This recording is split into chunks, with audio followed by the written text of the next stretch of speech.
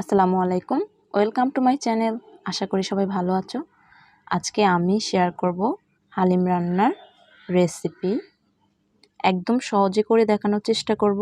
আশা করি আমার রেসিপিটি তোমাদের কাছে ভালো লাগবে। আমি এখানে হালিমের বক্স থেকে দুটো প্যাকেট নিয়েছি। বড়টা হচ্ছে ডালের মিশ্রণ আর ছোটটা হচ্ছে মশলা, যেটা আমি বটের সাথে অ্যাড করব। বা তোমরা যে রান্না করো মাংস অথবা হাড় সহকারে চর্বিযুক্ত, তো এখানে আমি একটি পেওলা নিয়েছি। এই পেওলাতে আমি এখন ডালের মিশ্রণটা দিয়ে দেব।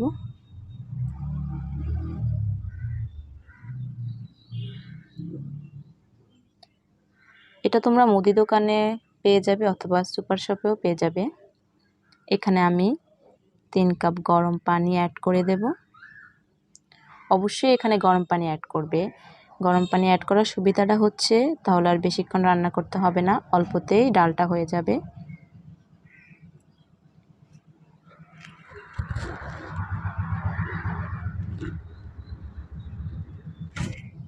এখানে 3 কাপ অলিভ অয়েল দিয়ে দেব আমি।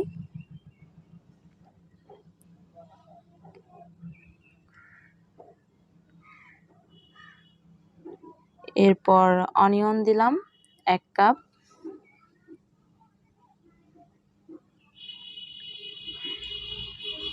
ভালো করে একটু ভেজে নেব। রেড চিলি দিলাম 5 থেকে 6 পিস।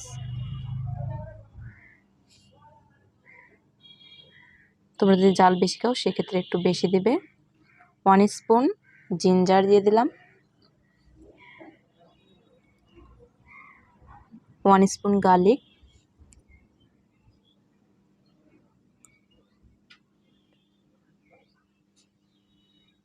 এবার আমি কিছুক্ষণের জন্য একটু ভেজে নেব।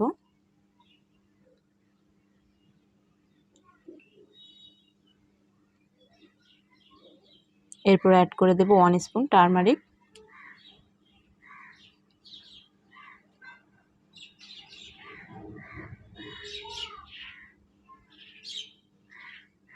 One spoon red chilli powder.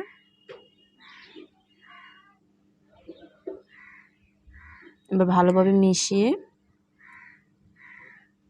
একটু ভেজে নেব। এবার সামান্য পরিমাণে একটু পানি দিয়ে কষিয়ে নেব কিছুক্ষণের জন্য। এই সময় আঁচটা একদম কমিয়ে দেবে, না হলে মশলাটা পুড়ে যাবে।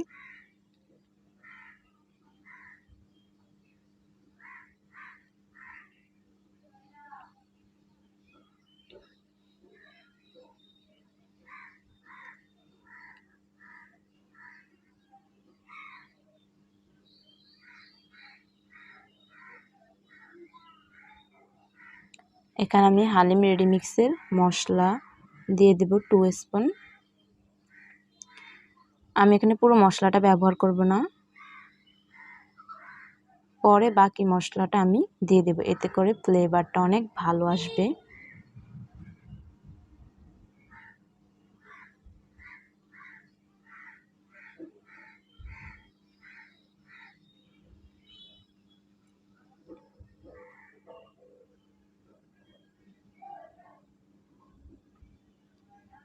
এবার ভালো করে কষিয়ে নেব।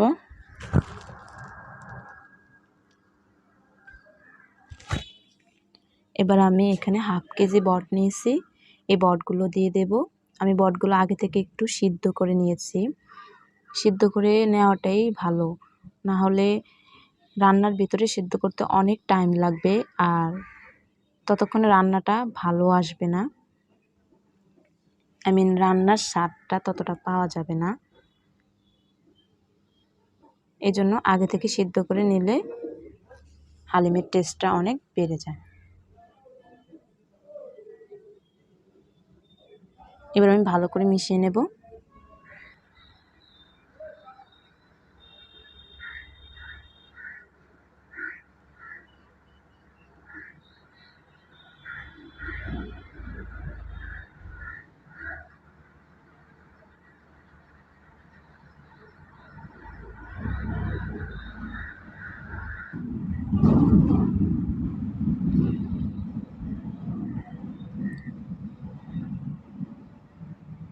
বট সিদ্ধ করার সময় যে এক্সট্রা পানি ছিল ওই পানিটা আমি দিয়ে দিলাম।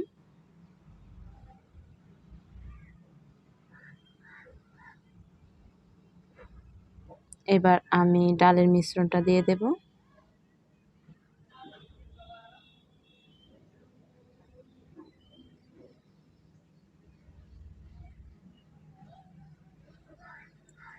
ভালো করে মিশিয়ে নেব।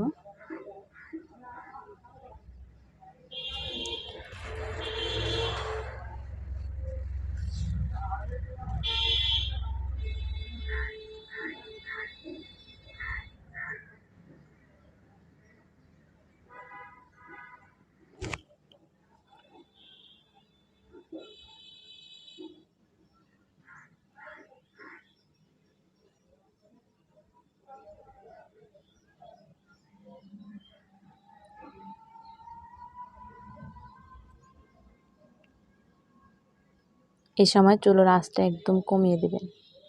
আমি এখানে লম্বা সাইজের গ্লাসের 2 গ্লাস গরম পানি অ্যাড করে দিয়েছি। যেহেতু আমি বট আগে থেকে সিদ্ধ করে নিয়েছি, আমার বেশি পানির প্রয়োজন নেই।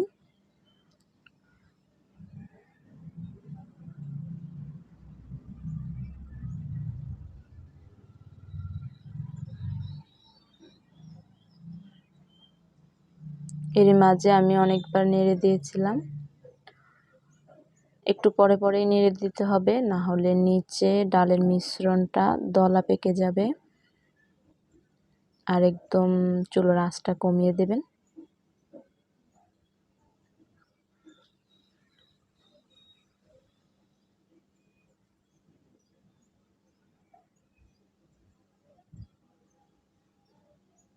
হালিমটা তৈরি করতে আমার সময় লেগেছিল 30 মিনিট, যেহেতু আমি আগে থেকে বটগুলো সিদ্ধ করে নিয়েছি, আর এজন্য সময় আমার বেশি লাগেনি।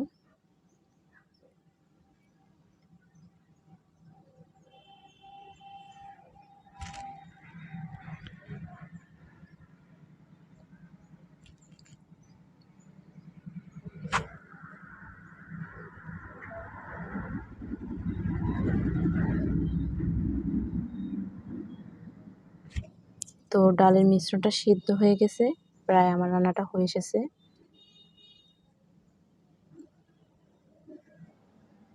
আমি এখানে বাকি মশলাটা অ্যাড করে দিলাম। আমার মতো যদি ফলো করে এভাবে করেন তাহলে হালিম রান্না অনেক টেস্ট হবে।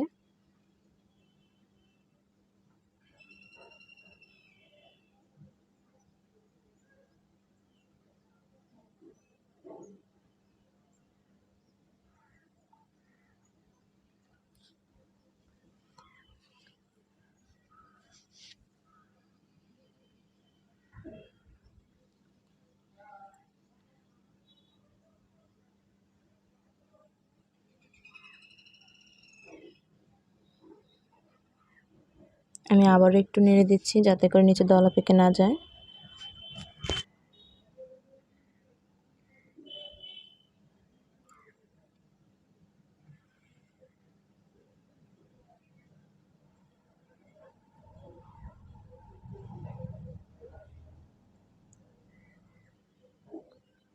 এবার আমি অন্য একটা কড়াইতে পেঁয়াজের বেরেস্তা করে নেব।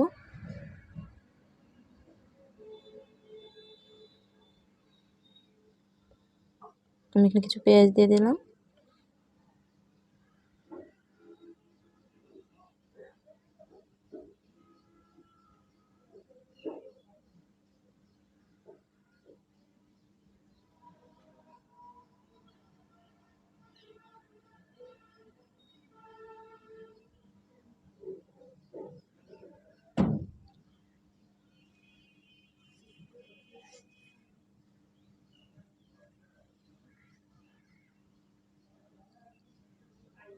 তো পেঁয়াজের বেরেস্তাটা আমার হয়ে গেছে। এবার এটাকে আমি একটা পাত্রে উঠিয়ে নেব।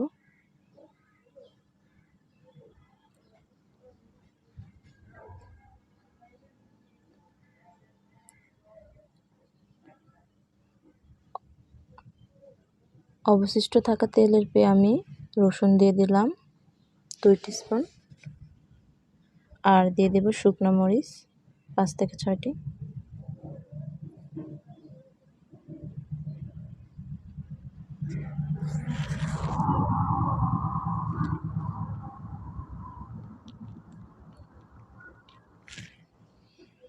ভালো করে ভেজে নেব। রসুনের কালারটা একটু চেঞ্জ হলে এটা আমি হালিমের ভিতরে দিয়ে দেব। আর এই টিপসটা যদি ফলো করেন একদম দোকানের স্বাদ আসবে।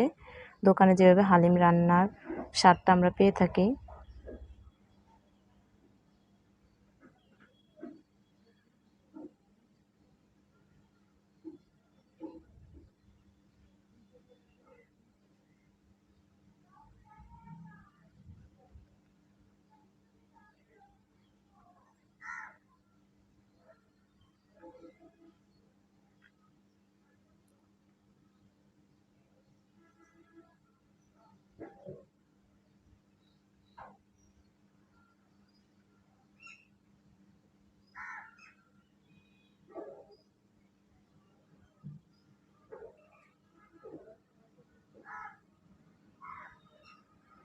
তো দর্শক, টোটালি আমার রান্নাটা হয়ে গেছে।